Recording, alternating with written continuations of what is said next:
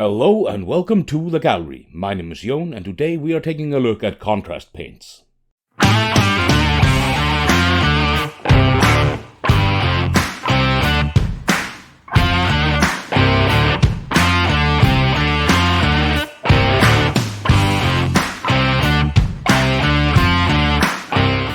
Now, since I have the entire contrast paint set behind me and managed to get a hold of a hell of a lot of shields, let's do a little study in contrast paints. Let's glue the shield to some sticks, throw some undercoat on it, and then go to town with contrast paint and see how it looks.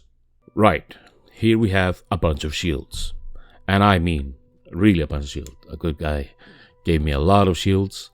And we pick out the ones we want to use, which are these shields, 102 of them. And we are going to base coat them in 3 different colors. First, we're going to base coat these shields, like I said, 102 shields. 34 will be in Wraithbone, 34 will be in Greyseer, and 34 in a high sheen silver. After that, we're going to go over each set of 3, 1 Wraithbone, 1 Greyseer, 1 silver, with contrast paints and see what the outcome will be. While we are working through the grunt work, we're gonna ponder a bit about what contrast actually is, at least to me. Now, if you have any ideas about the use of contrast paints or thoughts on the subject at all, by all means, let me know down in the comments. And while you are down there, those ever-intriguing buttons are all ready for you to click, like the like, share, and subscribe button, even the little bell thing, if you catch my drift. Now, full disclosure, I done goofed. I glued a lot of the shields on the wrong side, so there will be some smooth shields, but we'll just work with that and try to keep it all civilized. We're almost ready for the exceedingly fun paint job that this will be. A big pile of shields, 3 piles, 34, 34, 34, Greyseer for 1 pile, a little bit of Wraithbone for 1 pile, and then silver for 1 pile. And I'm gonna airbrush this, and then we'll start contrasting the damn things up.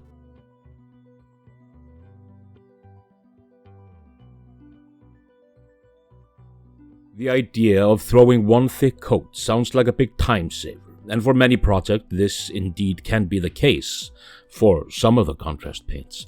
However, not all the paints are created equal in this respect. Some are great for natural textures, for example furs and scales, flesh and the like. Others are great as glazes, and indeed many of them can be used like that if mixed with the contrast medium or even Lamia medium. And even more work well to enhance shadows or to indicate colored OSL, green glowy bits and the like, as well as tinting armor. And when doing so, they often feel like you're using a strong colored shade or glaze from GW. And for some instances, that can indeed be what you're looking for. Like using Guilliman flesh, for example, on golds gives it a deeper, warmer hue in my opinion. Also, using Terraton turquoise, whatever you want to call it, and similar vibrant colors over silver can look really interesting, and I myself do that often for my Chaos Knights. On the other end of the spectrum, we have the colors that do not yield the same vibrant contrast as the ones I mentioned. The lighter colors, more often than not, have a very limited opacity to them, and if you would like a fairly opaque layer using them, might not be the best idea.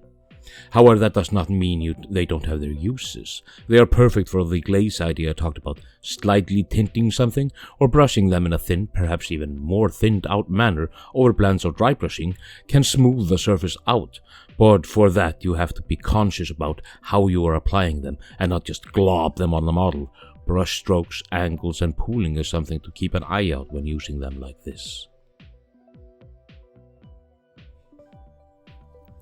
When applying a contrast paint, the best idea is to let it dry completely before you continue on that area, as otherwise you might streak the paint job, and even in some cases lift the entire paint off in splotches, and very seldomly do you want that.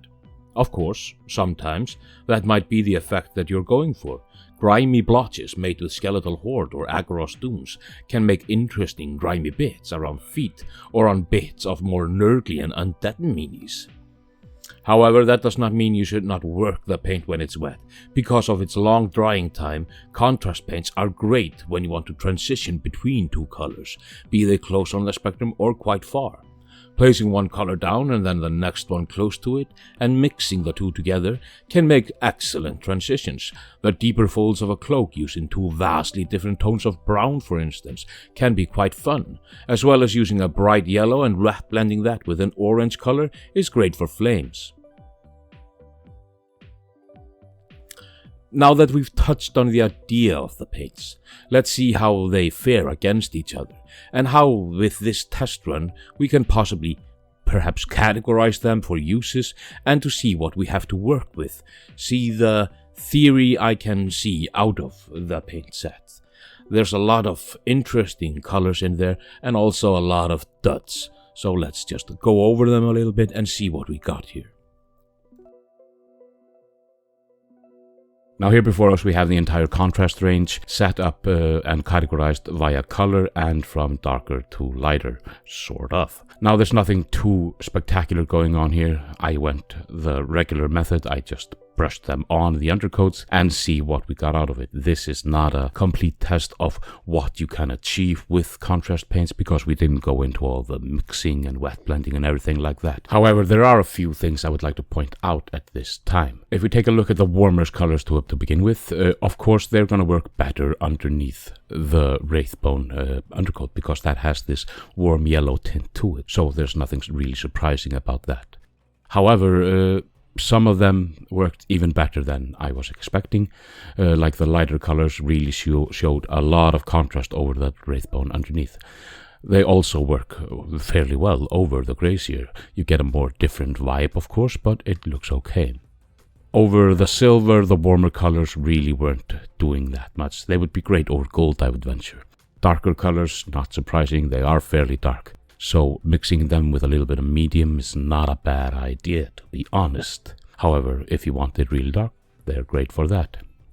And like I said, this is just a generic test of generic colors, so we're not losing our mind. Now, for the lighter colors, really work well over the Grazier. However, in some cases, they really work well over the Wraithbone, the warmer yellowish color. Especially for the lighter colors, you get even more contrast and more interesting textures while doing that. And, of course, the same thing here. The lighter colors, the cooler colors, they work great over the silver. Don't know how they would look over gold because I think it's contrast too much.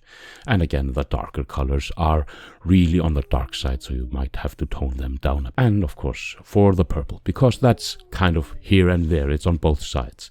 They work great, and you can mix them up, put them on either background, and they work quite all right. However, I would not put them over gold backgrounds because that might look a little bit on the wonky side, to be honest.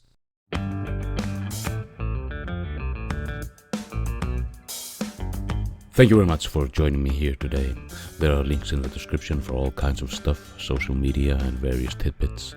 So you do with it what you will, like, share and subscribe, and carelessly whisper it. But until next time, farewell.